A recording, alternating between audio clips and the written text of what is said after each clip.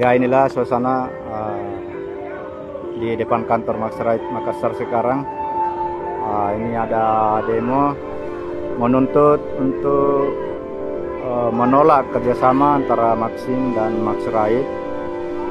Dan kita harapkan supaya Max Right bisa memperbaiki aplikasinya sendiri. Mudah-mudahan bisa lebih baik ke depannya.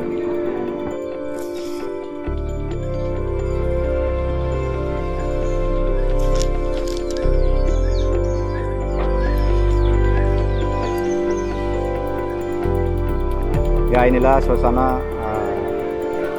di depan kantor Max Right Makassar sekarang. Ini ada demo menuntut untuk menolak kerjasama antara Maxim dan Max Right. Dan kita harapkan supaya Max Right bisa memperbaiki aplikasinya sendiri. Mudah-mudahan bisa lebih baik ke depannya.